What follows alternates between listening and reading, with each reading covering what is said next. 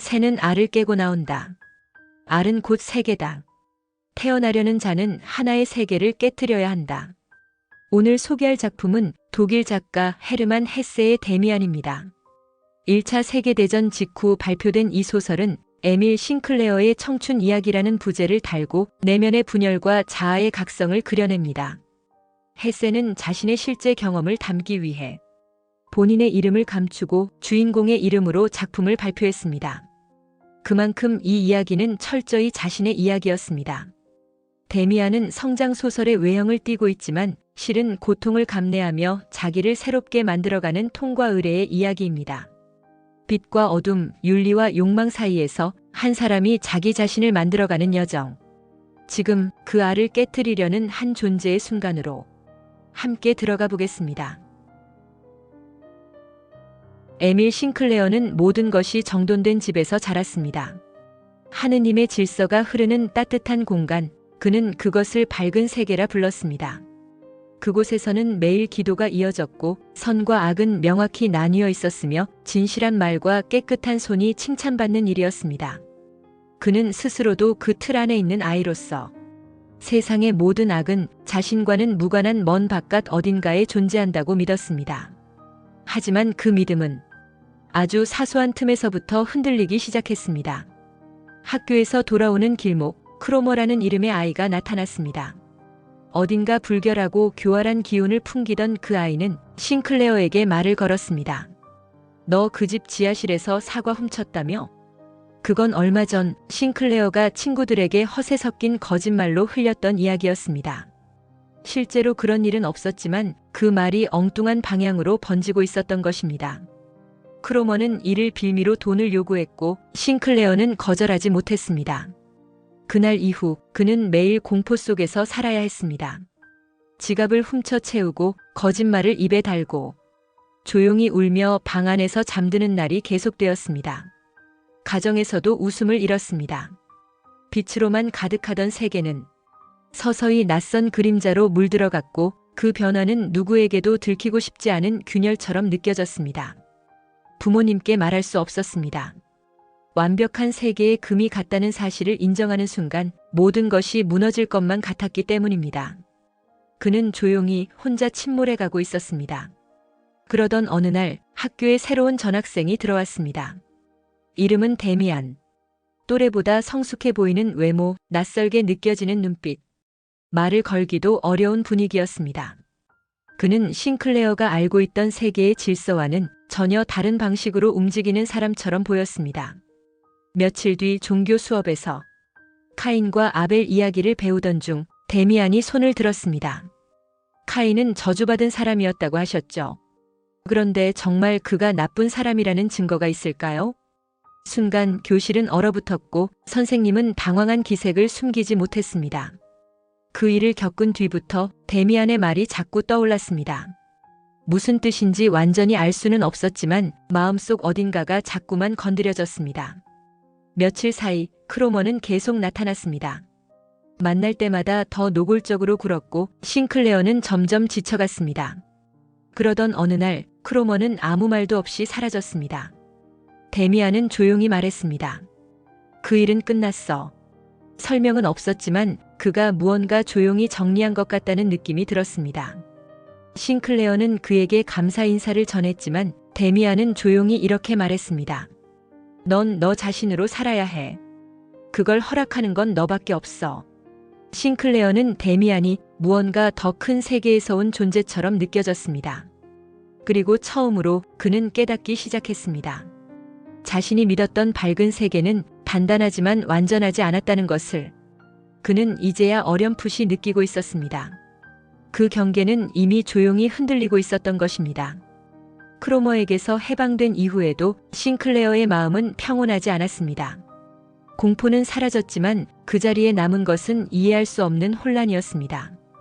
그는 예전처럼 기도하지 못했고 주일 예배에서 들리던 찬송가도 이제는 멀게만 느껴졌습니다.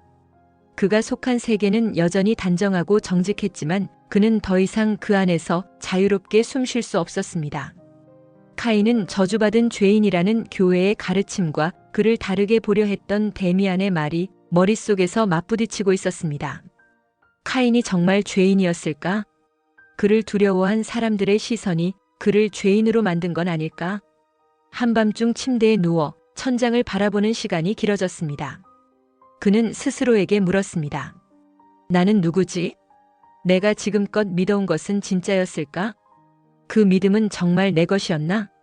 그런 질문들이 처음으로 마음속에서 또렷하게 고개를 들고 있었습니다. 데미안은 자주 말을 걸지는 않았습니다. 하지만 언제나 일정한 거리에서 싱클레어를 바라보고 있었습니다. 그 시선은 따뜻하기보단 낯설고 무거웠고 말없이 무언가를 요구하는 것 같기도 했습니다. 어느 날 수업이 끝난 뒤 교정에서 우연히 마주친 데미안이 그에게 조용히 말했습니다. 넌 이미 다른 세계를 봤잖아. 이제는 돌아가기 힘들 거야. 그 말은 예언처럼 느껴졌습니다. 싱클레어는 아무 말도 하지 못한 채 고개만 천천히 끄덕였습니다. 이후 두 사람의 사이엔 말이 더 줄어들었습니다. 데미안은 멀어진 것이 아니라 싱클레어가 그를 피한 것이었습니다. 그의 말과 눈빛은 자꾸만 싱클레어를 흔들었습니다. 동경과 두려움이 교차했고 그 감정은 자신조차 설명할 수 없는 것이었습니다. 결국 싱클레어는 그와의 거리를 두기 시작합니다. 데미안은 아무 말 없이 그것을 받아들였고 이후 어느 날부턴가 학교에도 나오지 않게 됩니다. 그 이별은 예고되지 않았지만 무척 조용하고 필연적으로 다가왔습니다. 싱클레어는 데미안이 잠시 이 세계를 지나간 존재처럼 느껴졌습니다. 마치 혼란을 자극하고 무언가를 남긴 뒤 흔적 없이 사라진 사람처럼. 그의 마음은 텅 빈 듯 했지만 한편으로는 스스로를 마주하기 위한 고요한 공간이 만들어지고 있었습니다. 그는 외로워졌습니다. 친구들과도 점점 멀어졌고 가족과의 대화도 줄어들었습니다. 어머니는 그런 아들을 걱정했지만 그는 아무 말도 하지 않았습니다. 말할 수 없었고 어쩌면 설명할 방법조차 몰랐습니다. 그는 점점 더 깊은 내면으로 침잠해갔습니다. 아무것도 해결하지 못한 채 그저 책을 읽고 걷고 멍하니 하늘을 바라보는 일들에 자신을 내맡기기 시작했습니다. 무언가가 시작되었다는 것만은 확실히 느껴졌습니다. 중학교에 진학한 뒤 싱클레어는 부모의 품을 떠나 처음으로 자유라는 것을 맛보게 됩니다. 그 자유는 해방이자 혼란이었습니다. 그는 새 친구들과 어울리며 술을 마시며 거칠고 속된 농담을 배우고 밤늦게까지 거리에서 떠도는 날이 많아졌습니다. 처음엔 어색했지만 곧 그 속에서 익숙함을 느꼈습니다. 그는 스스로를 어른이라 여겼고 무언가를 초월했다고 착각했습니다. 하지만 그 기분은 오래가지 않았습니다. 혼자 있는 밤이면 어김없이 메스꺼운 후회가 밀려왔습니다. 몸은 점점 피폐해졌고 마음은 공허함과 자기 혐오로 가득 찼습니다. 그는 점점 무너지고 있었습니다. 그 무렵 어느 날 교회 근처에서 산책을 하던 중 한 소녀를 우연히 마주칩니다. 그녀는 조용히 고개를 숙이고 있었고 햇빛에 머리카락이 빛나고 있었습니다. 그 순간 싱클레어는 마치 무언가에게 이마를 맞은 듯한 충격을 받았습니다. 그녀의 모습엔 특별할 것은 없어 보였지만 왠지 모르게 낯설고도 익숙한 느낌이 스쳐 지나갔습니다. 그는 말을 걸지 못했지만 그날 이후 그녀의 모습은 마음을 떠나지 않았습니다. 그는 그 소녀에게 베아트리체라는 이름을 붙였습니다. 현실의 이름은 알지 못했지만 그녀는 곧 자신의 내면에 있는 이상적 형상으로 자리 잡기 시작했습니다. 그는 그녀를 흠모하면서 자신이 얼마나 타락했는지를 깨닫습니다. 내가 다시 나로 돌아가려면 저런 존재를 닮아야 해. 그는 다시 방에 틀어박혀 펜 대신 붓을 들었습니다. 그의 손은 무언가를 찾아내려는 듯 조심스럽게 움직였습니다. 처음에는 막막했습니다. 하지만 자꾸만 한 이미지가 떠올랐습니다. 베아트리체와 닮아 있었지만 그보다 더 깊고 낯선 얼굴. 그는 그것이 자신 안에서 오래전부터 기다리고 있던 존재라는 걸 직감했습니다. 그림은 조금씩 형태를 갖추어 갔고 마침내 눈앞에 익숙한 낯선 얼굴이 완성되었습니다. 그 얼굴은 누군가의 것이 아니라 그가 닿고 싶어 하던 바로 자기 자신이었습니다. 그 형상은 그를 조용히 바라보고 있었습니다. 그 시선엔 따뜻함이 있었고 말없이 위로하는 느낌이 들었습니다. 넌 누구지? 싱클레어는 속으로 물었습니다. 하지만 그 대답은 그림 밖에서가 아니라 자기 안에서 울려왔습니다. 나는 네가 기억해내야 할 진짜 너야. 그는 붓을 내려놓고 그림 앞에 오래도록 앉아 익숙하고도 낯선 그 그림을 바라보았습니다. 그날 이후 싱클레어는 다시 술집을 찾지 않았습니다. 무의미한 친구들과의 어울림도 하나둘 줄어들었습니다. 외로웠지만 그 외로움 속에서 자신을 만들어가고 있다는 느낌이 있었습니다. 그 무렵 그는 교회에서 오르간을 연주하던 피스토리우스라는 중년 남성을 알게 됩니다. 피스토리우스는 평범한 교인 같지 않았습니다. 그는 신학을 공부했지만 목회자가 되진 않았고 고대 신화와 상징, 영적 해석에 깊은 관심을 가진 사람이었습니다. 싱클레어는 그와 이야기를 나누는 시간이 점점 길어졌습니다. 피스토리우스는 신앙의 틀을 강요하지 않았고 오히려 스스로의 내면을 해석하는 상징의 언어를 알려주었습니다. 교회는 하느님을 빛이라고 말하지. 하지만 빛은 언제나 어둠 위에 존재해. 우리는 그 어둠까지 함께 받아들여야 해. 그의 말은 데미안과 통하는 면이 있었습니다. 하지만 더 부드럽고 차분했으며 싱클레어에게 해석의 틀을 쥐어주는 사람이었습니다. 어느 날 피스토리우스는 한 장의 고대 상형 그림을 보여주며 말했습니다. 아브락사스라는 신이야. 이 존재는 빛과 어둠, 선과 악을 동시에 품고 있어. 싱클레어는 그 말에 멈춰 섰습니다. 기존의 하느님이 아닌 모순을 통합한 신. 지금까지는 애써 외면했던 마음속 진실까지도 이제는 마주하라는 이야기처럼 느껴졌습니다. 싱클레어는 그림을 다시 꺼내 들었습니다. 붓질의 흔적 사이에서 그는 문득 어떤 이미지를 떠올립니다. 그 얼굴, 그 시선, 그 느낌. 그는 이제서야 알았습니다. 그 자화상의 얼굴은 바로 데미안의 모습이었던 겁니다. 밤이 되자 그는 꿈을 꾸었습니다. 검은 날개를 단 새 한 마리가 거대한 유리알을 깨고 날아오르는 장면. 알은 금이 가고 그 안에서 한 존재가 천천히 고개를 들었습니다. 그것은 다름 아닌 자신의 얼굴이었습니다.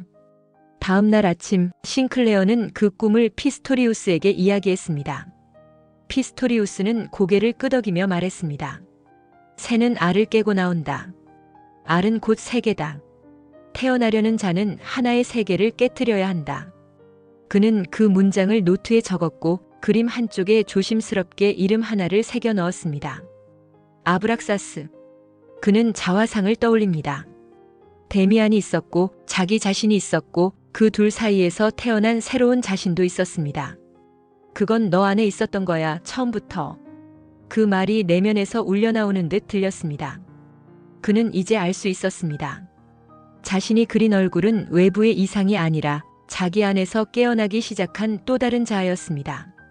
그리고 그 자아는 더는 머물지 말고 나아가야 한다고 말하는 듯 했습니다. 그 즈음 우연히 참석한 강연회에서 한 여인을 처음 마주하게 됩니다. 멀리서 그녀를 본 순간 싱클레어는 숨이 막히는 듯한 놀라움을 느꼈습니다. 그녀의 얼굴은 그가 그린 자화상 속 형상과 너무도 닮아 있었습니다. 그녀의 이름은 에바 부인이었습니다.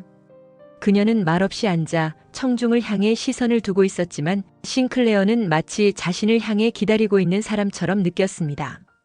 그날 이후 싱클레어는 조용히 그녀의 정원 주변을 서성이는 일이 잦아졌습니다. 정원은 외부와 단절된 듯 조용하고 깊은 곳에 있었고 바람과 나무와 햇빛이 말없이 흐르고 있었습니다. 그는 그곳에 앉아 자신의 내면에 귀를 기울이기 시작합니다. 그 침묵 속에서 싱클레어는 자화상 속 형상이 눈앞에 에바 부인과 서서히 포개지는 듯한 감각을 느꼈습니다. 내가 그린 얼굴은 에바 부인의 것이 아니야. 그건 내가 닿고 싶어 했던 나였어. 그는 그렇게 깨닫기 시작합니다. 그녀는 처음 보는 사람이었지만 싱클레어는 그 눈빛에서 자신의 마음속 풍경을 본 듯한 기분이 들었습니다. 말을 걸기까지는 오랜 시간이 걸렸습니다. 하지만 에바 부인은 그가 다가오기를 기다리고 있었던 것처럼 부드럽게 고개를 끄덕였습니다. 그녀는 말을 아꼈지만 그가 들은 몇 마디는 오래도록 마음에 남았습니다. 넌 아직도 누군가를 따라가려 하네. 그건 네 길이 아니야.